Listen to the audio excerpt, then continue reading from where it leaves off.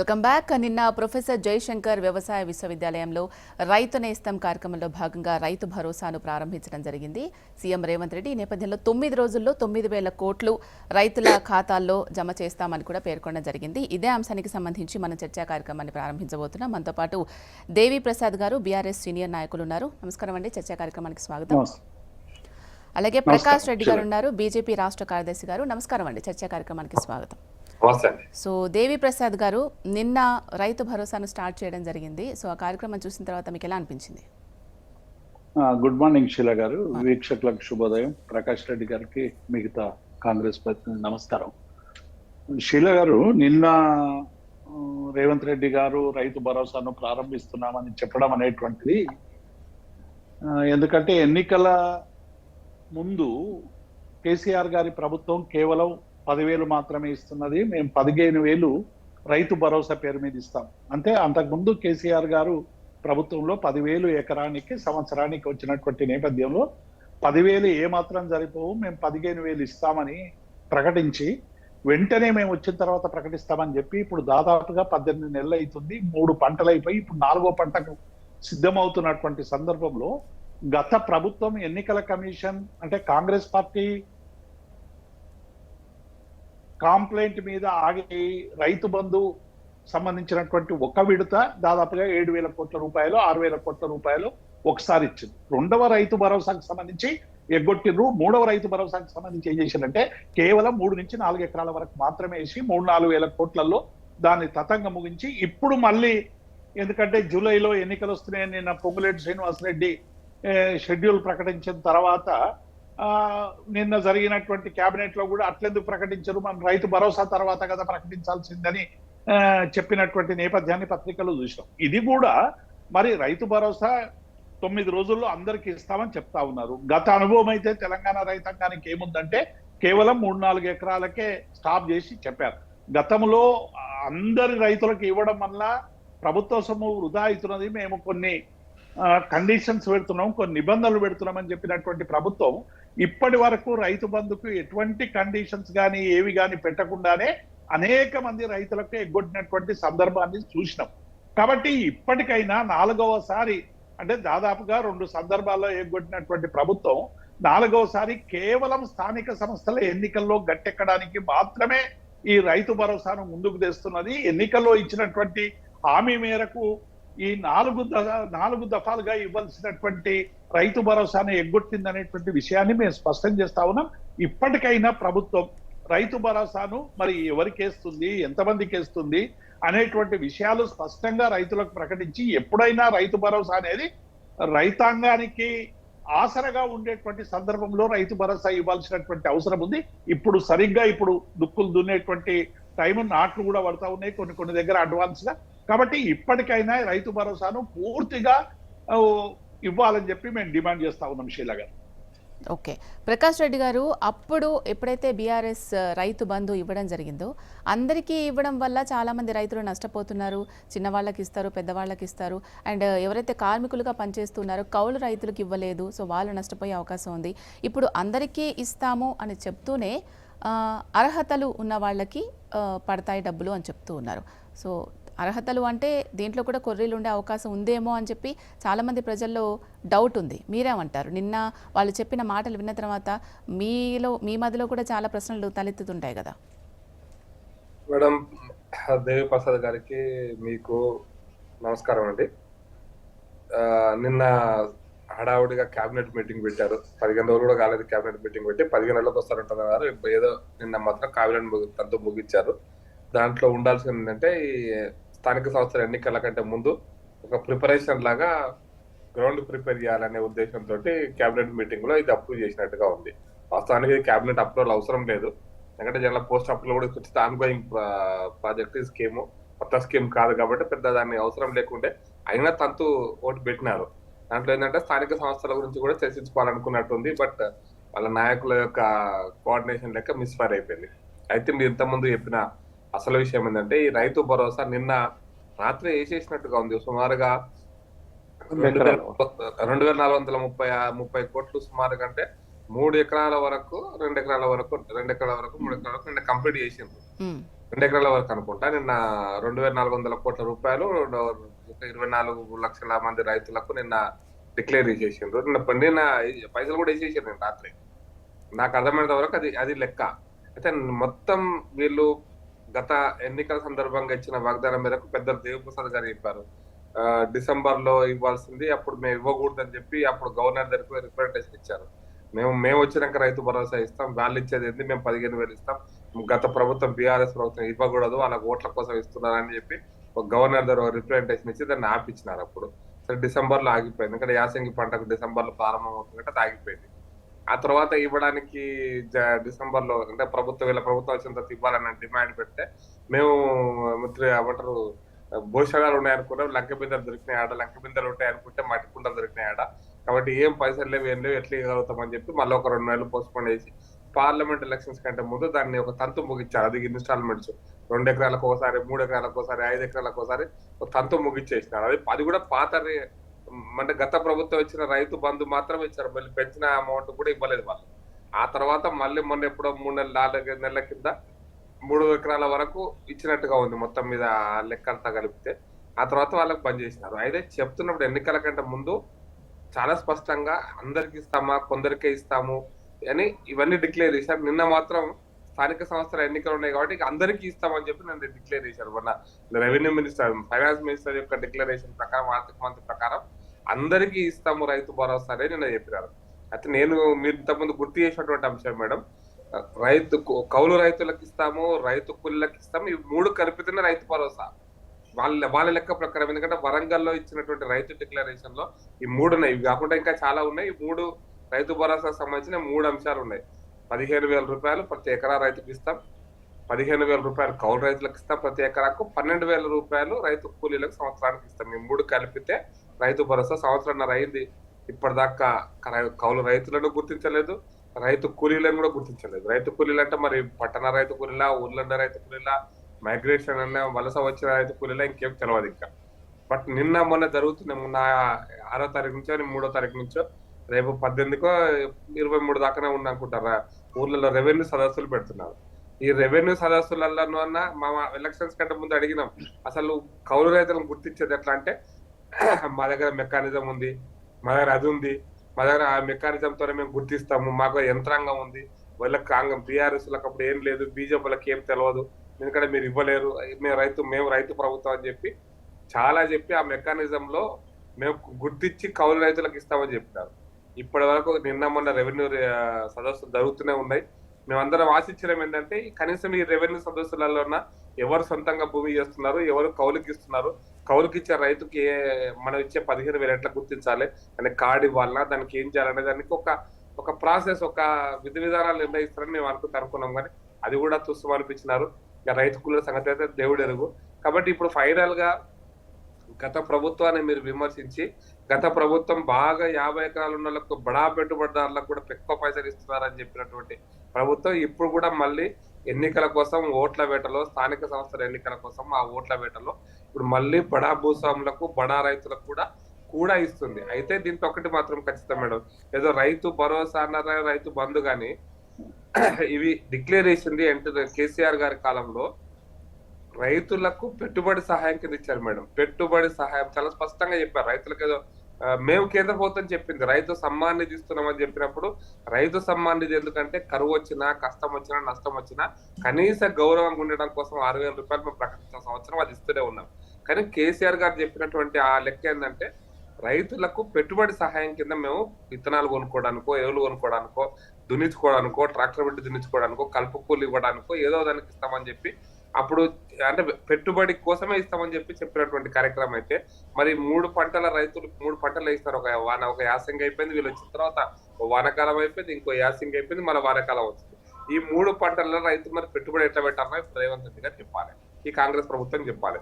మీరు పెట్టుబడి కోసం వెయిట్ చేస్తున్నప్పుడు అందులో దురదృష్టకరమైన విషయం ఏంటంటే వీళ్ళు బ్యాంకు అప్పులు తీరుస్తామన్నారు. అప్పులు తీర్చేటువంటి ప్రక్రియను కూడా ఒక ప్రసారం చేసినారు. దాని తర్వాత వీళ్ళు ఇచ్చినటువంటి దురదృష్టకరం ఏంటంటే వీళ్ళు ఇచ్చిన వాగ్దానం ఏంటంటే వడ్డీ లేని రుణాలు 2 లక్షలు 3 లక్షలు ఇస్తామని చెప్పారు వాళ్ళ మేనిఫెస్టో. ఇప్పుడు ఈ పంట కాలంలో రైతులకు అప్పు ఉంటదు, వడ్డీ లేని రుణాలు రావు, ఇంకా మీరు బ్యాంకుల దగ్గరికి పోతే పైసలు ఇయ్యరు. మరి పంట రుణాలు వీళ్ళేమో పెట్టుబడి సహాయం ఇయ్యరు, బ్యాంకుల దగ్గరికి పోతే పైసలు రావు. మరి ఎట్లా ఎట్లా రైతులు పెట్టుబడి పెట్టాలి? పత్తి గింజలు పెడతారు మా దగ్గర, మా నల్గొండ జిల్లాలో. లేకపోతే వరి నాట్లు మా దగ్గర రోహిన్ ఖర్చులోనే బోర్ల కింద మోటార్ల కింద రోహిన్ ఖర్చులోనే నార్లు పోస్తారు. ఇంకా అప్పటి మొగసిన ఖర్చు వచ్చి అయిపోవచ్చు, మొగసిన ఖర్చు కూడా. మరి ఈ పంట పెట్టుబడి అప్పటికి ఇత్తనాలు కొని ఉండాలి కదా, మేలనే కొనుక్కుంటారు, మే ఎండింగ్లోనే కొనుక్కుంటారు ఇత్తనాలు. మరి విత్తనాలు కొనుక్కోవడానికో, ఎరువులు వేసుకోవడానికో, దుక్కులు దున్నుకోవడానికో ఈ పెట్టుబడి సహాయం అనేది దానికోసం అయితే మరి అప్పు పుట్టకపోయి పెట్టుబడి సాయం లేపాయి. ఇప్పుడు మరి ఇప్పుడు పోయి రైతులు పత్తి గింజలు ఎడ కొనుక్కోవాలి, ఇప్పుడు పైసలు ఇస్తే ఎట్లా చేయాలనేది సరే రైతులకు ఉంది, ఇప్పటికైనా ఇస్తున్నారు. సరే చూద్దాం రేపు ఎల్లుండి ఎంతవరకు ఇస్తారనేది. అయితే ఇది ఎన్నికల కోసం ఇస్తుంది కాబట్టి ఎన్నికల కోసం వచ్చినా దేనికోసం ఇచ్చినా ఇస్తున్నారు అనేటువంటి దాంట్లో మాత్రమే సంతోషంగా ఉంటాం మేడం. ఎందుకంటే ఇవ్వాలని మేము డిమాండ్ చేస్తున్నాం. అయితే కౌలు రైతులు సగం మంది ఇప్పుడు నేను లెక్క తీసిన తెలంగాణలో సగం భూములు కౌలు రైతులే చేస్తున్నారు మేడం, అధికారికంగా అనధికారికంగా. అంటే టోటల్ గా మాలాంటి అబ్సెంటీ రైతులు ఉన్నారు, అంటే ఎప్పుడు అసలు ఊరికి పోయి వ్యవసాయం చేయ ఎప్పుడో కౌలుకి ఇచ్చినవి. కొంతమంది రైతులు తమకు ఎకరం భూమి ఉంటది, ఇంకో 2 ఎకరాలు వేరే వాళ్ళకి కౌలు చేస్తారు. అట్లా ఈ రాష్ట్రంలో ఉన్నటువంటి 50 నుండి 54 లక్షల మంది రైతులలో సగం రైతులు ఖచ్చితంగా కౌలు రైతులు మాత్రమే. మరి వాళ్ళని గుర్తించే ప్రక్రియ ఏడిపోయింది. మరి వాళ్ళకి పెట్టుబడి ఎట్లా? కౌలు రైతులకు పెట్టుబడి ఇవ్వాలని ఆ గతంలో ఎప్పుడో రాజశేఖర రెడ్డి గారి కాలంలో ఒక రెవెన్యూ తయారు చేశారు, ఒక చట్టం తీసుకొచ్చారు కౌలు రైతులకు గుర్తించే ప్రక్రియ. అది అది మా దగ్గర ఉంది కదా, మేము అప్పుడు చేసినాం కదా అని కథలు చెప్పినారు. ఇప్పుడు అది బంద్ చేసినారు. కాబట్టి మీరు చేస్తున్నటువంటిది ప్యూర్ గా ఎన్నికల కోసమే అని రైతులకు అర్థమైంది. ఎన్నికలు అయిపోయినాక మళ్ళా రావు. ఇదే ఫస్ట్, ప్రాబబ్లీ ఇదే పూర్తి స్థాయి, ఇదే ఫస్ట్, ఇదే లాస్ట్ కూడా అనేటువంటి భావన రాత్రి ఫోన్లు చేస్తున్నప్పుడు అదే చెప్పినారు, ఇదే లాస్ట్ గా మళ్ళీ రాకపోవచ్చు కూడా అని. ఎందుకంటే ఎన్నికలు అయిపోయిన తర్వాత అందరూ మర్చిపోతారని. కాబట్టి మేము స్థానిక సంస్థల ఎన్నికల కోసం చేస్తున్న ఈ యొక్క రాజకీయ డిస్బర్స్మెంట్ రాజకీయ విడుదల అనుకోండి, డబ్బుల విడుదల అయినప్పుడు కూడా ఆహ్వానించి మేము రైతుల దాంట్లో ఖాతాలు వేయాలంటున్నాం.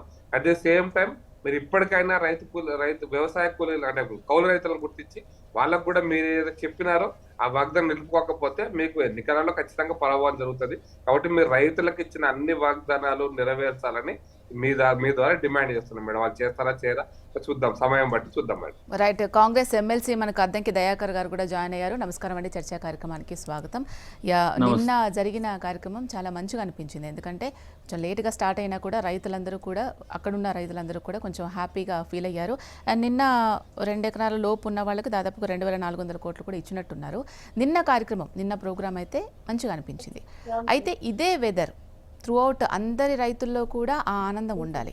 అండ్ ఇప్పుడు డబ్బులు జమ చేశారు, బాగానే ఉంది. కానీ ఈ సంవత్సరన్నర కాలంలో వాళ్ళకి ఏవైతే పెట్టుబడి సాయం కింద గతంలో ఉన్న ప్రభుత్వం ఇచ్చిందో అది ఇవ్వలేకపోవడం వల్ల వాళ్ళు కొంచెము అవస్థలు పడ్డ విషయం మనం చూసాం.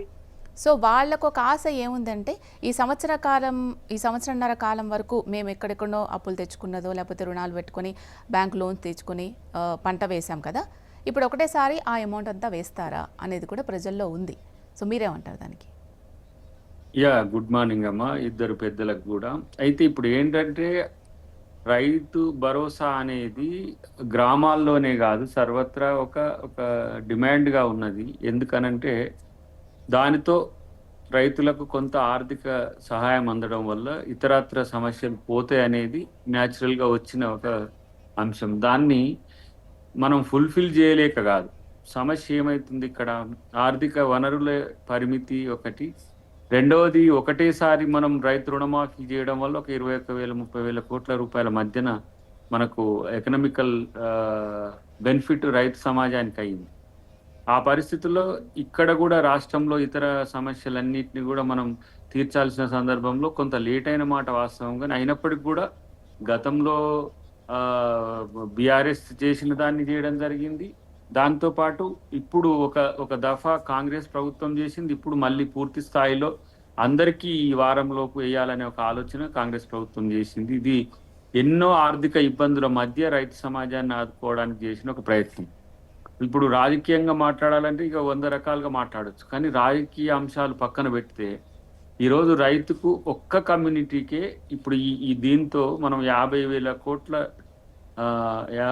కోట్ల రూపాయల నగదును నేరుగా ప్రత్యక్షంగా ఇవ్వడం జరిగింది. పరోక్షమైన అంశాలు ఇతరత్ర బీమాకు సంబంధించిందో ఇతర పనిముట్లకు సంబంధించిందో వాటి అంశంలో చాలా ఇంకా అవి పెరిఫెరల్గా ఎక్కువ ఉంటాయి. కానీ ఇక్కడ పరిస్థితి ఏంటి అనే దాని విషయంలో మేము 50,000 కోట్లు ఒక రైతు సమాజానికి ఇచ్చిన పరిస్థితి ఉన్నది.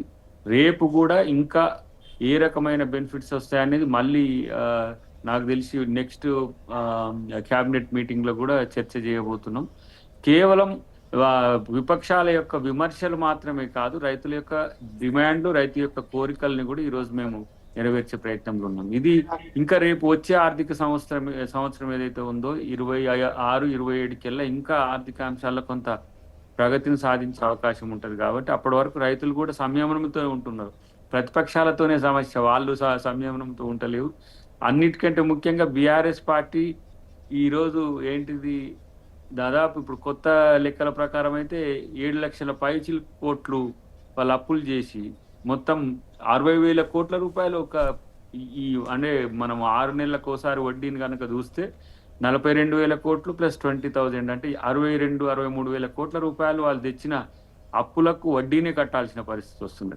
కానీ వాళ్ళు ఒకవైపు ఏది మనం ఎకనామిక్ రూపంలో మార్చుకుందామంటే వాటికి అడ్డం పడుతున్నారు.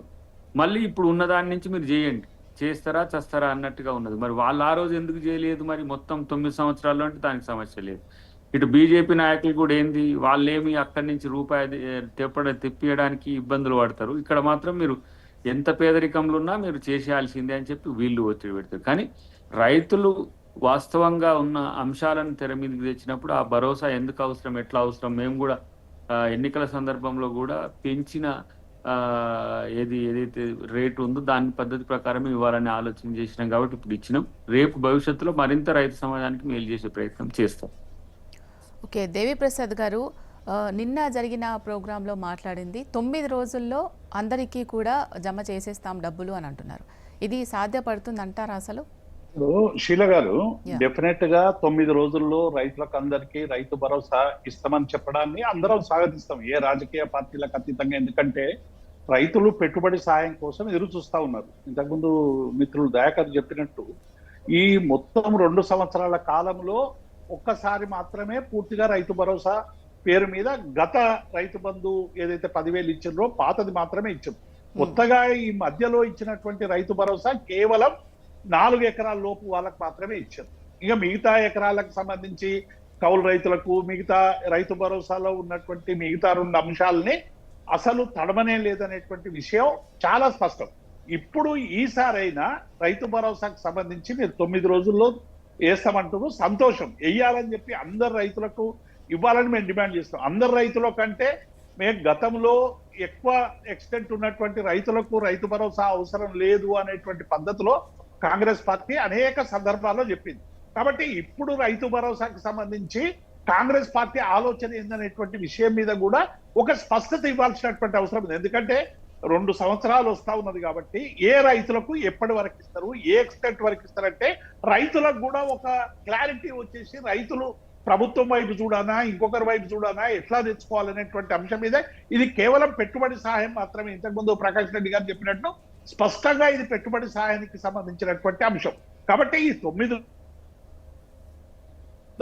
అనేటువంటిది ప్రతి ఒక్కరం కూడా స్వాగతిస్తున్నాం. ఈ 9 రోజుల్లో పూర్తి చేయాలని కూడా మేము డిమాండ్ చేస్తాం. రెండవది కూడా రైతు భరోసాకి సంబంధించి 15,000 అని చెప్పి వీళ్ళు పెట్టిన అది కూడా చెప్పలేదు. మేము 1వ సంవత్సరం 11,000, 12,000, 13,000, 14,000, 15,000 ఇట్లా పెంచుతామని చెప్పలేదు. 10,000 నుంచి మేము 15,000 రైతు భరోసా చేస్తామని చాలా స్పష్టంగా ప్రకటించారు. దాన్ని ఇంటర్మీడియట్ గా 12,000 అని చెప్పి మొన్న వేసినటువంటి 4 ఎకరాలకు ఇచ్చారు. ఈసారి ఎట్లా ఇస్తున్నారు, ఎంత ఇస్తున్నారు అనేటువంటి విషయంలో కూడా స్పష్టత రావాల్సినటువంటి అవసరం ఉంది. కాబట్టి ఇవన్నీ కూడా ఎందుకంటే అదొకటి కౌలు రైతులకు సంబంధించినటువంటి ఒక ముఖ్యమైనటువంటి అంశం కూడా ఉంది. కౌలు రైతుల్ని మీరు ఎట్లా ఐడెంటిఫై చేస్తా ఉన్నారు, కౌలు రైతులకు ఏమి ఇస్తామన్నటువంటి హామీని ఈసారి అమలు చేస్తారా లేదా అనేటువంటి అంశం. అట్లాగే రైతు కూలీలకు సంబంధించినటువంటి ఎన్యుమరేషన్ జరిగిందా, ఏదైతే గ్రామీణ ఉపాధి హామీ పథకం ఉన్నటువంటి జాబ్ హోల్డర్లను మాత్రమే పరిగణలోకి తీసుకుంటామనేటువంటి వార్తలు వచ్చినప్పటికీ కూడా అది కూడా ఇంకా స్పష్టత రానటువంటి నేపథ్యం ఉంది. కాబట్టి రైతులకు సంబంధించి ఎందుకంటే ఇప్పుడు ఇది సరైనటువంటి సమయం పెట్టుబడి ఇవ్వడానికి. డెఫినెట్ గా దీన్ని స్వాగతిస్తాం. 9 రోజుల్లో అందరికీ వేస్తామనేటువంటి చెప్పిన హామీని నిలబెట్టుకోవాలి. మరి గతానికి సంబంధించినటువంటి విషయంలో ఎట్లా గత రైతులు ఆశ కోసం ఎదురు చూసో రకరకాల అప్పులు చేసో వ్యవసాయం చేసుకున్నటువంటి రైతులకు రైతు భరోసా రాకపోవడం వల్ల ఇబ్బందిగా మారినటువంటి పరిస్థితి కూడా మన కళ్ళ ముందు కనబడతా ఉంది. దీన్ని ఎట్లా పరిష్కరిస్తారనేటువంటి విషయంలో కూడా ప్రభుత్వం స్పష్టత ఇవ్వాలి. అప్పుల విషయంలో మేము అంత అప్పు పెట్టిర్రు, మేము ఇంత మిత్తి కడుతున్నాం, లేకుంటే ఇంత వడ్డీ కడుతున్నాం, ఈ చర్చ చాలా కాలంగా కొనసాగుతూ ఉంది. ప్రభుత్వం కూడా కేసీఆర్ గారి ఏదైతే రైతు భరోసా అనౌన్స్ చేసినప్పటికీ కూడా ఏ ఫసలు కూడా ఆపకుండా ఇవ్వలేదు. ఒక నెల అటు ఇటు ఇచ్చినా కూడా మొత్తంగా కూడా అన్ని విడతల్లో కూడా ఎన్నడూ కూడా బలపడకుండా మొత్తం రైతు భరోసాను అందరికీ ఇచ్చినటువంటి విషయాన్ని మేము స్పష్టం చేస్తా ఉన్నాం. కాబట్టి గత 2 కిస్తీలకు సంబంధించినటువంటి విషయంలో పోయిన 4 ఎకరాలకు వేసినటువంటి సందర్భంలో అక్కడికే ఆపుతారా, మిగతా వాళ్ళకు కూడా ఇప్పటిలాగా అందరికి ఇస్తారా? ఎందుకంటే అప్పుడు ఎన్నికలు లేవు కాబట్టి ఇవ్వలేదు, ఇప్పుడు ఎన్నికలు ఉన్నాయి కాబట్టి ఇస్తామనేటువంటి పద్ధతి పెడతారా అనేటువంటి విషయంలో కాంగ్రెస్ పార్టీ సమాధానం చెప్పాల్సినటువంటి అవసరం ఉంది. శీల గారు.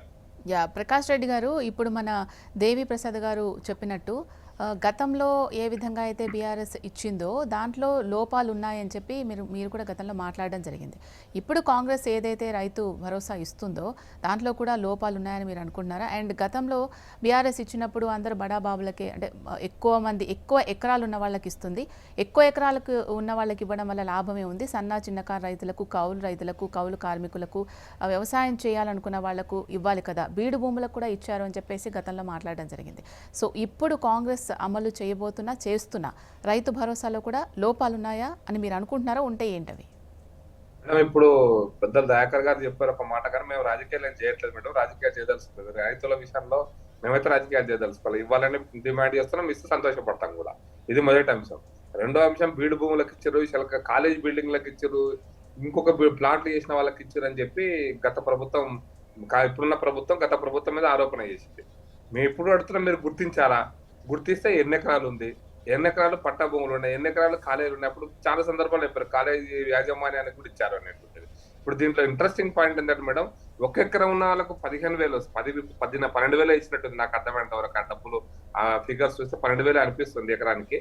బట్ అట్ ది సేమ్ అయితే అదొక అంశం. అయితే ఇప్పుడు మీరు 50 ఎకరాలు ఉన్న వాళ్ళకి ఇవ్వాలంటే 1 ఎకరానికి 12,000 లెక్కన 6 లక్షలు పోతాయి. 1 ఎకరం ఉన్నటువంటి రైతుకి ఇవ్వాలనుకుంటే 12,000 వస్తాయి. ఇప్పుడు మీరు లెక్క చూడండి, 50 ఎకరాలు ఉన్నాయనకు సాధారణంగా పెద్ద బడా భూస్వామి కింద లెక్క. ఈరోజు 25 ఎకరాల పైన వాళ్ళు మొత్తం తెలంగాణలో వేల వీళ్ళను ఉన్నారు. ఓన్లీ లక్షలు కూడా 3,000, 6,000 మందే ఉన్నారు 25 ఎకరాల పైన ఉన్నటువంటి వాళ్ళు. పట్టేదారులు, ఆబ్సెంటీ రైతులు కూడా ఉంటారు చాలా మంది. అలా హైదరాబాద్ లో ఉండి ఫామ్ హౌస్లు కొనుక్కొని ఊళ్ళలో వ్యవసాయం కౌలుకి ఇచ్చి అయితే అయింది, పంట పండింది, లేకపోతే లేదు అనుకునే వాళ్ళు చాలా మంది ఉన్నారు. అటువంటి అంటే ఇంకా భూమి కూడా చేయరు. కొంతమంది అయితే వ్యవసాయం కూడా చేయరు. 100 ఎకరాలు ఉంటే 100 ఎకరాలను పెంచేసి డాష్ పెట్టుకుంటారు, గడ్డి పెంచుకుంటారు, అది గడ్డి పెరిగితే పెరుగుతా లేకపోతే లేదు. అట్లాంటి రైతులకు కూడా ఇది 100 రూపాయలు వస్తుంది. ఇంతకుముందు కూడా గతంలో కూడా చెప్పినాం, రాసకొండ గుట్టలకు కూడా గత ప్రభుత్వం పైసలు ఇచ్చింది.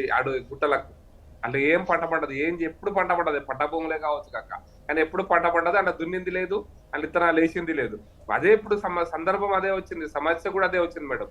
అంటే పంటకు పెట్టుబడి సహాయం అనుకున్నప్పుడు వ్యవసాయం చేసే వాళ్ళకే పెట్టుబడి సహాయం కదా, వ్యవసాయం చేసేటువంటి భూములకే పెట్టుబడి సహాయం కదా. మీరు ఈ యొక్క రెవెన్యూ సదస్సుల సందర్భంగా మీరు ఏ ఊర్లో ఎంత భూమి సాగు అవుతుందో గుర్తించారా? సాగు అయితే ఏ పంట సాగు అవుతుందో గుర్తించారా? అది 2 పంటలు అవుతుందా, 1 పంట అవుతుందా? ఏ రకమైన పంటలు వేస్తున్నారు వీటిని గుర్తించారా? ఇది ఏ ప్రక్రియ జరగకుండా ఇప్పుడు తూతు మంత్రంగా అప్లికేషన్ తీసుకుంటున్నారు, పొద్దున 10-11 గంటలకు వస్తున్నారు, 3 గంటలకు వెళ్ళిపోతున్నారు. రెవెన్యూ అధికారులు ఇచ్చిన కంప్లైంట్స్ తీసుకుంటున్నారు, చూస్తాంలే అని చెప్పి తీసుకొని పోయినారు. జరిగిన అన్ని ఊళ్ళు, మా ఊళ్ళు కూడా రెవెన్యూ సదస్సు అయిపోయింది. కాబట్టి మీరు తూతూ మంత్రంగా ఈ రెవెన్యూ సదస్సులు పెట్టి కౌలు రైతులను గుర్తించకుండా, పెద్దలు దయాకర్ గారు మనం చాలా సందర్భాల్లో డిబేట్ కూడా జరిగింది సందర్భాల్లో కౌలు రైతులను గుర్తించే ప్రక్రియ విషయంలో. కాబట్టి ఇప్పుడు దయాకర్ గారు క్లారిటీ ఇస్తారనుకుంటున్నా.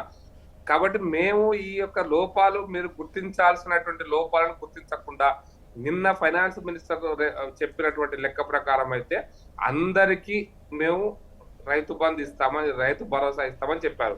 అందరికీ అంటే మళ్ళీ అలా కొందరికి, ఈ ప్లాట్లు చేసిన వాళ్ళకి, లేకపోతే బడా వాళ్ళకి, లేకపోతే వ్యవసాయం చేయనటువంటి ఆబ్సెంటీ రైతులు అనదు, భూ కామందులకు అనుకోండి, భూములు ఉన్న వాళ్ళకి అనుకోండి, భూ యాజమాన్యులకు అనుకోండి.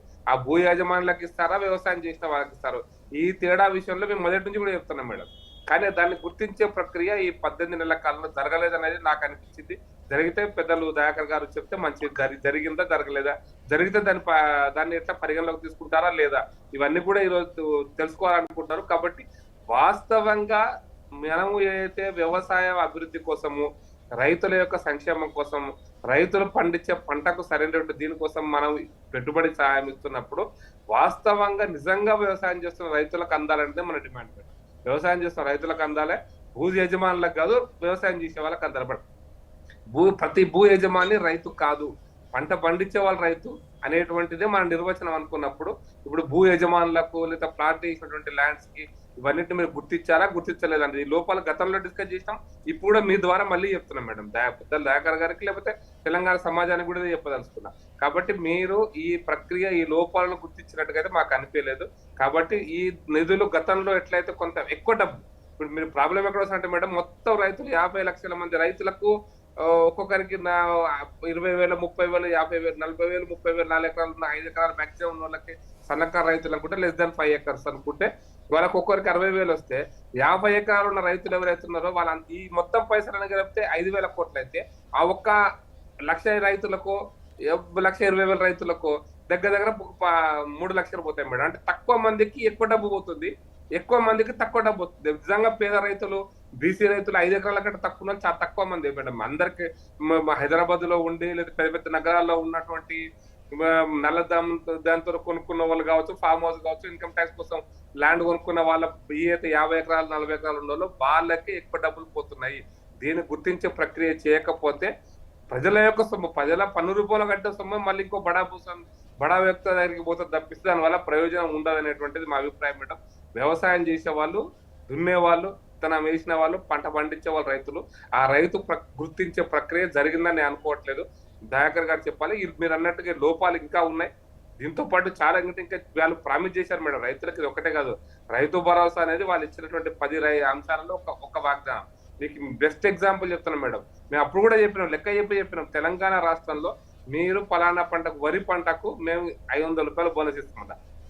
10 పంటలు డిక్లేర్ చేశారు. వాళ్ళ 2 పేజీల రైతు డిక్లరేషన్, వరంగల్ ఇచ్చిన డిక్లరేషన్ లో 10 పంటల పేర్లు ఇచ్చి కేంద్రంలో ఉన్నటువంటి ఎంఎస్పి ఇవరి పంటలకు కూడా, మిర్చి లాంటి పంటలకు కూడా మేము కొత్త సపోర్ట్ ప్రైజ్ ఇస్తామని చెప్పి ఈ రాష్ట్ర ప్రభుత్వమే చెప్పింది. మీకు వడ్లకు ఇస్తామన్నారు, వడ్లు మొత్తంలో పక్కన పెట్టేసి ఓన్లీ సన్నోడ్లకు ఇస్తామన్నారు.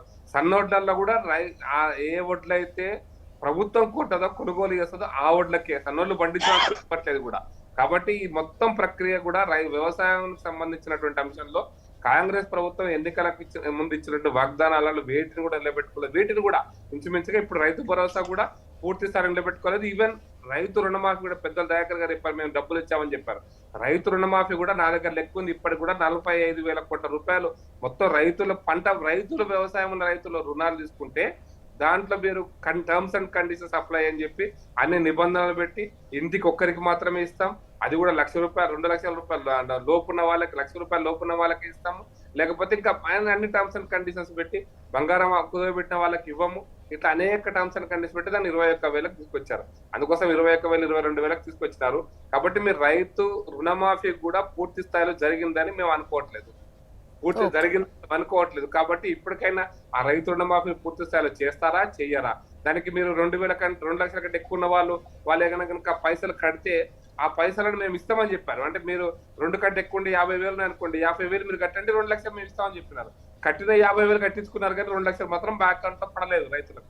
కాబట్టి మీరు రైతులను ఆదుకోవడం విషయంలో అన్ని రకాలుగా సగం చేసి మేము పూర్తిగా ఆదుకుంటున్నాము, అది రైతు ప్రభుత్వం చెప్పుకోవడంలో మేము అభ్యంతరాలు ఉన్నాయి. మేము రాజకీయం చేయట్లేదు. ఇప్పుడు చేసినటువంటి రైతు భరోసాను మేము వెల్కమ్ చేస్తున్నాం. మొత్తం పూర్తి చేయాలని మేము డిమాండ్ చేస్తున్నాం. రైతు కూలీలను, వ్యవసాయ కౌలు రైతులను గుర్తించాలని మేము డిమాండ్ చేస్తున్నాం.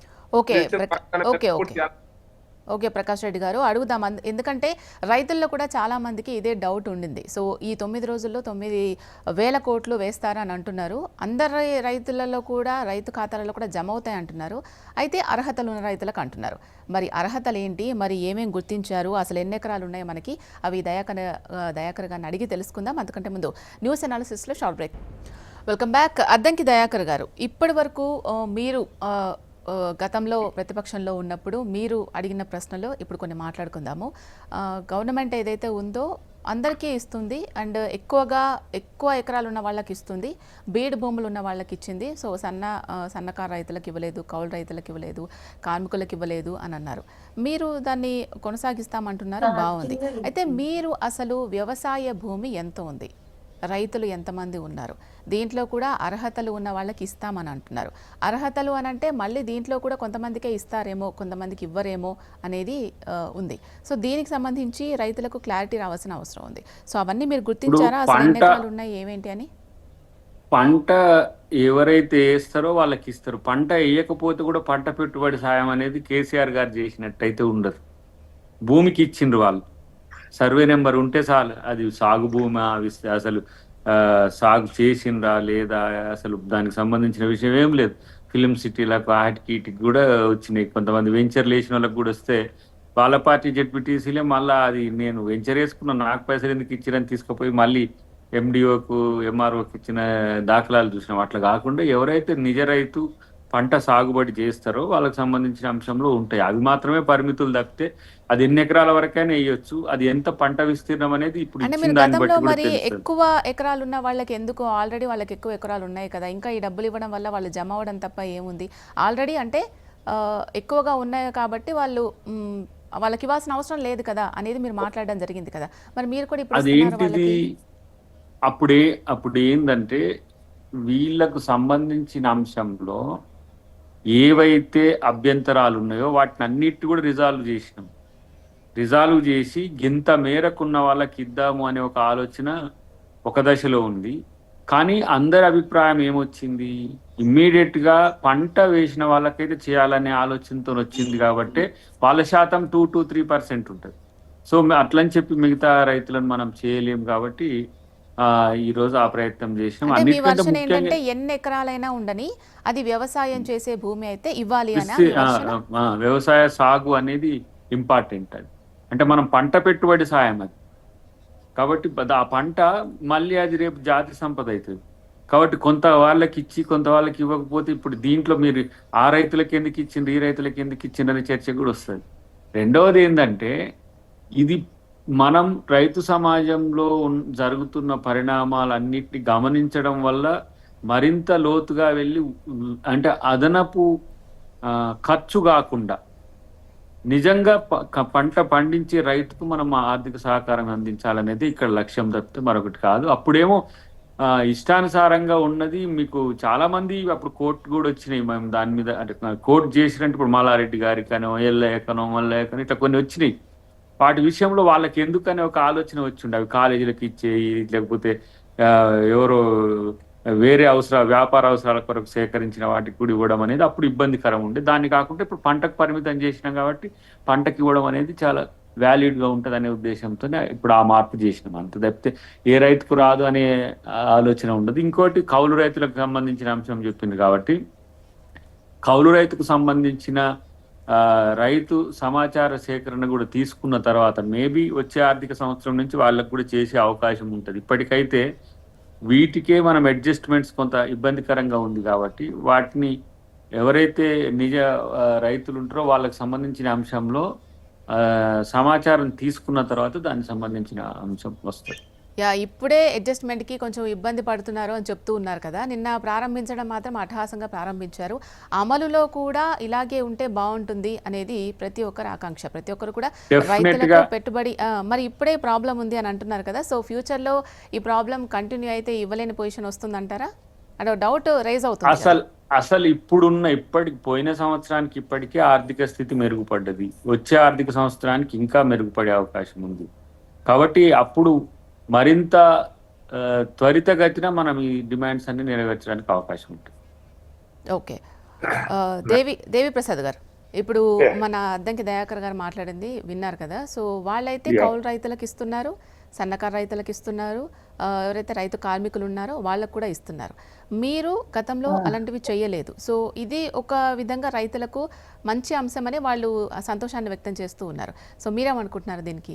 ఇప్పుడు శీల గారు, అంటే ప్రతి ప్రభుత్వం కూడా అధికారంలోకి వచ్చే ముందు కొన్ని మేనిఫెస్టోలు, ప్రజలకు ఇచ్చినటువంటి హామీలు, ఆ తర్వాత పరిపాలనలో వచ్చినటువంటి ప్రజల ఆకాంక్షలు తీర్చడం అనేటువంటిది ప్రభుత్వాల బాధ్యతగా ఉంటుంది. కేసీఆర్ గారి ప్రభుత్వం మొదటి నాలుగు తెలంగాణలో వచ్చిన తర్వాత ఇక్కడ వ్యవసాయానికి సంబంధించినటువంటి పెట్టుబడులు, ఎందుకంటే అప్పటికి సరైనటువంటి నీటి వసతి లేక రకరకాల సమస్యల వల్ల వ్యవసాయం అంతా కూడా కొంత సంక్షోభంలో ఉన్నటువంటి నేపథ్యంలో రైతులకు ఒక ఇన్సెంటివ్ గా పెట్టుబడి సాయం ఇస్తే కొంత వ్యవసాయం అభివృద్ధి చెందుతుంది అనేటువంటి ఒక ఉద్దేశంతో రైతులకు అందరికి కూడా ఇవ్వాలనేటువంటి నిర్ణయం తీసుకున్న తర్వాత నిజంగానే కొన్ని అందులో ఇటువంటి కాలేజీలకు కానీ ఇంతకుముందు గుట్టలు రకరకాలుగా కూడా, ఎందుకంటే ఒక్కసారి అందరికీ ఇస్తామని చెప్పిన తర్వాత సర్వే నెంబరు పట్టా భూమి ఉన్నటువంటి వాటికి అన్న గుట్టలున్నా చెట్లున్నా వచ్చినటువంటి నేపథ్యాన్ని చూసాం. కొంత మేరకు అవి చేసినా కూడా సరైనటువంటి రీతిలో కాలేదు. ఇప్పుడు కూడా జరుగుతున్నది ఏంటంటే పండిన పంటకే ఇస్తాము అనేటువంటిది ఏదైతే ఉందో, ఇప్పుడు 2 ఎకరాల వరకే ఇచ్చింది. ఇది పంట పండిన వాళ్ళకేం వేయలేదు, అందరికీ 2 ఎకరాల వరకు ఎక్స్టెంట్ ఉన్నటువంటి వాళ్ళకి అందరికి కూడా ఇప్పుడు ప్రభుత్వం వేసిందని చెప్పి నేను లెక్కలు చెప్తా ఉన్నాయి. 2349 కోట్లు 2 ఎకరాల వరకు ఉన్నటువంటి ఎక్స్టెంట్ రైతులకు అందరికి కూడా మేము వేసినాము. ఇది దాదాపుగా 24 లక్షలు 25 లక్షల మధ్యతో వేసినామని చెప్తా ఉన్నాం. కాబట్టి బ్యాలెన్స్ కూడా ఇప్పుడే ఎన్యూమరేషన్ అనేటువంటి పెడితే, ఎందుకంటే రైతు పెట్టుబడి వచ్చినాక దున్నుకాలు స్టార్ట్ అవుతాయి, వేసినాక నెక్స్ట్ పంట నాటికి ఎన్యూమరేషన్ వస్తుంది. ఒకవేళ పెట్టుబడి సాయం ఇచ్చిన తర్వాత ఆ డబ్బులు ఉపయోగించి పంట సాగు చేసిందా లేదని. రెండవది కూడా ప్రభుత్వం నుంచి స్పష్టంగా రావాల్సినటువంటి అవసరం ఏముందంటే, గతంలో ఇచ్చిర్రు ఎన్ని ఎకరాలకు, ఇప్పుడు 9,000 కోట్లు అవుతున్నాయి అంటున్నారు కదా, ఎన్ని ఎకరాలు తగ్గించిర్రు. ఇవాళ వెంచర్లకు కావచ్చు, వాటికి కావచ్చు, వీటికి కావచ్చు, వాటికి సంబంధించినటువంటి విషయాల మీద కూడా ఒక స్పష్టత కొరబడ్డది. రెండవది కూలి వాళ్ళకి ఇచ్చిన కౌలు ఇప్పటి వరకు ఇంకా ఇంప్లిమెంట్ కాలేదు. కౌలు రైతులకు సంబంధించి కూడా ఎట్లా వాటిని గుర్తించాలనే దగ్గర కూడా రకరకాల అభిప్రాయాలు ఉన్నాయి. దీని మీద కూడా 5 ఎకరాలకి అన్నా 10 ఎకరాలకి అన్నా 15 ఎకరాలకి అన్నా ఎంత గీయాలనేటువంటిది ప్రతి జిల్లాలో కూడా మంత్రులు పోయి అభిప్రాయాలు కూడా తెలుసుకున్నట్టు పత్రికల్లో చూసినాం. అప్పుడు కూడా రకరకాలుగా భిన్నాభిప్రాయాలు వచ్చినాయి. కాబట్టి మరి ఈ పర్యటన తర్వాత ప్రభుత్వం వచ్చినటువంటి నిర్ణయం ఏంది అనేటువంటి విషయంలో బయటికైతే చెప్పలేదు. ఇప్పుడు అందరికి ఇస్తున్నామని పెద్దలు దయాకర్ గారు చెప్పారు, సంతోషం. అట్లాగే ఆ గతంలో ఏవైనా మిస్టేక్ గా గుట్టలకు కొట్టలకు వస్తే వాటిని డిలీట్ చేయాల్సినటువంటి అవసరం ఉందని, వాటికి ఇవ్వాలని చెప్పి మేము ఎవరం కూడా డిమాండ్ చేసేటువంటి అవకాశం లేదు. కాబట్టి 100 ఎకరాలు 200 ఎకరాలకు ఇచ్చారు, 300 ఎకరాలకు ఇచ్చారు, 500 ఎకరాలు ఉన్న వాళ్ళకు కూడా వచ్చినాయి అన్నారా. అటువంటి ఎక్స్టెంట్ ఉన్నటువంటి రైతులు తెలంగాణలో ఎంతమంది ఉన్నారు, వీళ్ళకి ఇవ్వడం లేదని కాంగ్రెస్ పార్టీ ప్రకటిస్తే డెఫినెట్ గా స్వాగతిస్తారు. అట్లా చెప్పకుండా కేవలం అది బురద చల్లడానికో గత ప్రభుత్వం మీద చెప్పడానికి మాత్రమే ఉపయోగించే పని అయితే ప్రజలు డెఫినెట్ గా ఇందులో రాజకీయం ఉందని అర్థం చేసుకునేటువంటి అవకాశం ఉంది. కాబట్టి ఇప్పటికే 9 రోజులు అందరికీ ఇస్తామన్నారు. ఇప్పుడు సరైనటువంటి టైం ఇస్తున్నందుకు మేము సంతోషపడుతున్నాం. వాటిని తప్పకుండా ఇంప్లిమెంట్ చేయాలని డిమాండ్ చేస్తా ఉన్నాం. అలాగే గతంలో మిగిలిపోయినటువంటి రైతు భరోసా సంగతి కూడా కేబినెట్ స్పష్టం చేయాలి. 3 ఎకరాలు 3.5 ఎకరాలు 4 ఎకరాల వరకే పరిమితం చేసి మిగతా రైతులకు సంబంధించినటువంటి అంశంలో ఏం చేశారు అంటే, అది యాసంగి పంట కాబట్టి మీరు అది ఎంత ఏమైనా ఎక్స్టెంట్ కు ఏమైనా వచ్చిండ్రా, పండిన పంట ఎంత అని, మన పండిన పంటనేమో చాలా పండింది, గతంలో కంటే బ్రహ్మాండంగా వంటిందని ప్రభుత్వం ప్రకటనలు ఇచ్చింది. కాబట్టి వ్యవసాయం మెరుగైంది, వ్యవసాయం పెరిగిందని చెప్పినటువంటి ప్రభుత్వం మరి అంతకే ఎందుకు కుదించింది అనేటువంటి విషయం మీద కూడా అనుమానాలు ఉన్నాయి. వీటిని అన్నింటినీ కూడా మరి కేబినెట్ సరి చేస్తుందా, ప్రభుత్వం సరి చేస్తుందా చేసి రైతులకు ఒక భరోసా ఇవ్వాల్సినటువంటి బాధ్యత ప్రభుత్వం మీద ఉందనేటువంటి విషయాన్ని మేము స్పష్టం చేస్తా ఉన్నాం. అందరికీ ఇవ్వాలని మేము డిమాండ్ చేస్తాం. ఓకే, ప్రకాష్ రెడ్డి గారు, గత ప్రభుత్వం రైతు బంధు ఇచ్చినప్పుడు దాంట్లో లోపాలు ఉన్నాయన్నారు. ఇప్పుడు కాంగ్రెస్ రైతు భరోసా ఇస్తున్నప్పుడు దీంట్లో కూడా కొన్ని ఆచరణ సాధ్యం కాలేదు, కొన్ని అంశాలు వాళ్ళు ప్రస్తావనకు తేలేదు అని కూడా చెప్తూ ఉన్నారు. తర్వాత వచ్చేది బీజేపీ పాలన అని మీరు అంటూ ఉన్నారు కదా, సో ఇదే మీరు కంటిన్యూ చేస్తారా, దీంట్లో ఉన్న లోపాలు సవరించి చేస్తారా, ఇది కాకుండా ఇంకేదన్నా ప్లాన్ చేస్తారా? మేడం, ఇప్పుడు సరే ఊహాజనితమైన ప్రశ్న, బీజేపీ అధికారంలోకి వస్తుంది అనేటువంటిది ఇంకా 3 సంవత్సరాలు గడవాలి మేడం, 3.5 సంవత్సరాలు గడవాలి. మీరు అంటున్నారు కదా వచ్చేది బీజేపీనే, బీజేపీ పాలన వస్తుంది అని.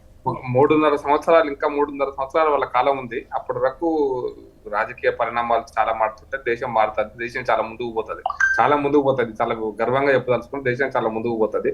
కాబట్టి అన్ని అవకాశాలు మెరుగవుతాయి అనేటువంటి నా నమ్మకం. అయితే నేను ఇందులో చెప్పాలనుకుంటున్న పాయింట్ ఏంటంటే మేడం, మీరు రైతు కూలీలను ఇప్పటిదాకా గుర్తించలేదు, కౌలు రైతులను గుర్తించలేదు, మీరు గుర్తిస్తామన్నారు, గుర్తించలేదు. ఇది నాకు స్పష్టమైన ఆరోపణ. అదే సందర్భంగా మీరు రైతు రుణమాఫీ పేరు చెప్పి 2 విడతలుగా 2 కిస్తీలుగా ఇవ్వాల్సిన రైతు భరోసాను ఎగ్గొట్టినారు. ఇది కూడా వాస్తవమైన విషయం. కాబట్టి మీరు ఒకటి చేస్తే ఇంకొకటి చేయాలనేది అర్థమైపోయింది.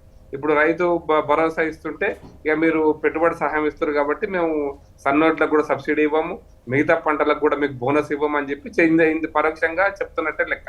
కాబట్టి ఆర్థిక అంశాలు మెరుగుపడకుండా ఇవి ఇస్తారా అంటే నాకైతే ఇవి ఎన్నికల కోసం స్థానిక సంస్థల ఎన్నికలు నిర్వహించాలనే నిర్ణయంతో ఆ నిర్ణయం బ్యాక్గ్రౌండ్, ఎందుకంటే నిన్న రాజకీయమైనటువంటి ప్రకటన వచ్చింది నా కాంగ్రెస్ పార్టీ పిసిసి ఆఫీస్ నుంచి. ఏంటంటే మీరు కొంతమంది మంత్రులు మేము కేబినెట్ లో చర్చించకుండానే ఎన్నికలు ఎట్లా పెడతారు, ఎన్నికలు పెడతారని చెప్పి మీరు ఎట్లా ప్రకటిస్తారు అని చెప్పి మంత్రుల మీద ఇక్కడ ఉన్నటువంటి రాజకీయమైనటువంటి ఇన్ఛార్జ్ ఎవరైతే ఉన్నారో పిసిసి కాంగ్రెస్ ఏఐసిసి ఇన్ఛార్జ్ వారికి కంప్లైంట్ చేసినట్టు ఈ వార్తలను కూడా పేపర్లలో టీవీలలో వచ్చినాయి కూడా.